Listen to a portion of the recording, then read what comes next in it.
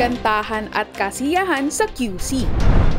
Nakipagrakrakan ang QCitizen sa ginanap na QC Laban 2024 sa Quezon Memorial Circle kasama sina Bamboo, KZ Tandingan, Al James at iba-iba pang bigating artists. Basta QC, panalo! Nakatanggap ng 3 parangal ang Lungsod Quezon sa National Top Performing Provinces, Cities and Municipalities in Strengthening Local Government Finance for Fiscal Years 2022 and 2023 awards ng Bureau of Local Government Finance. Dekalidad na serbisyo sa QC. Nagtulungan ang Department of Sanitation and Cleanup Works at iba pang volunteers na linisin ang Quezon Memorial Circle matapos ang QC Laban Music Festival 2024. Nag-extend ng operasyon ang QCity Bus Service hanggang alas 2 ng madaling araw nitong linggo upang tiyak na maihatid ng ligtas ang mga QCitizen na dumalo sa QC Laban. Nagbigay ng libreng serbisyong medikal ang Quezon City Government kasama ang St. Luke's Medical Center sa 20 QCitizens. Bahagi ng serbisyo na ito ang medical consultations, distribusyon ng mga gamot, minor surgery at dental procedures. Happy QC Employees Day! Pinasalamatan ni Mayor Joy ang QC employees na patuloy na naglilingkod sa QCitizens. Binigyan din ng alkalde ang dedikasyon ng mga empleyado para patuloy na umanlad ang lungsod Quezon. Nagpasiklaban din ang empleyado ng QC sa P-Pop Craze Dance Contest bilang selebrasyon ng QC Employees Day. Nagbigay ng libreng breast cancer screening at mammogram ang Quezon City Government at AIA Philippines sa mga kawani ng lokal na pamahalaan. Eco-friendly ang QC.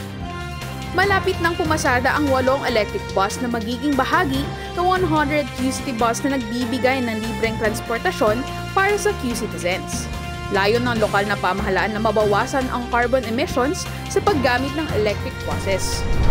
Muling inilunsad ang Reading and Numeracy Tutoring Program para sa school year 2024 to 2025. Mahigit 700 na mag-aaral mula sa iba-ibang public elementary schools ng QC ang makikinabang dito.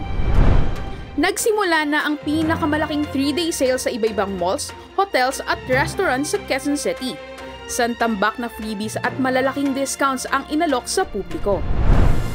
Binuksan na ang kauna-unahang Taiwanese restaurant na Du Xiaoye sa bansa na matatagpuan sa SM City North EDSA. Bukas na ang Aksyon Agad Dialysis Center sa District 1 na magbibigay ng libreng hemodialysis sa mga QCitizen.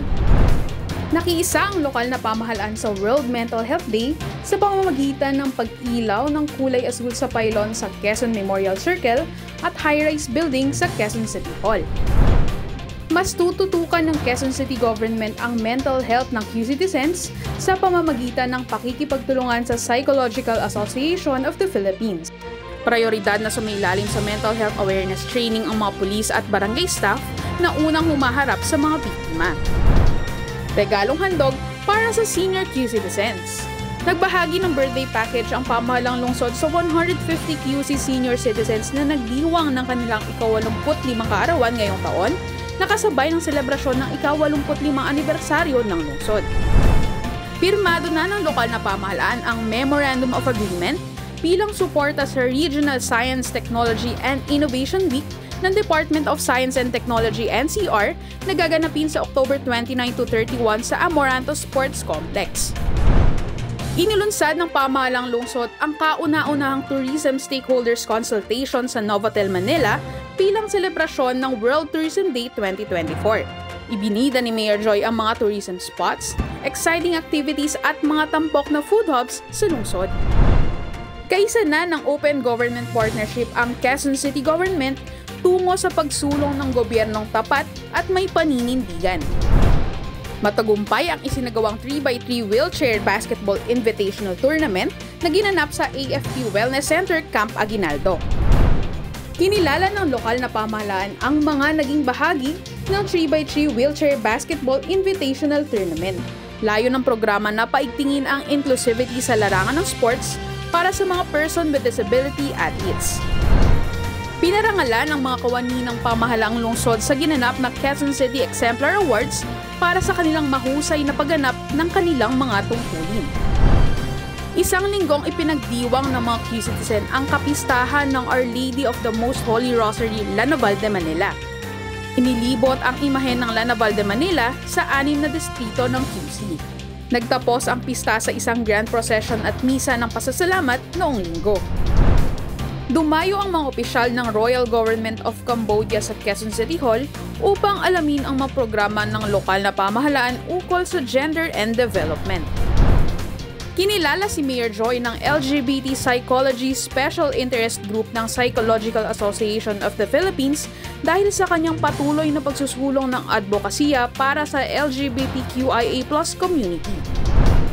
Tinalakay sa pulong ng lokal na pamahalaan at mga kawani ng Barangay Tagumpay ang relokasyon ng mahigit 30 pamilya na nakatira sa danger zone.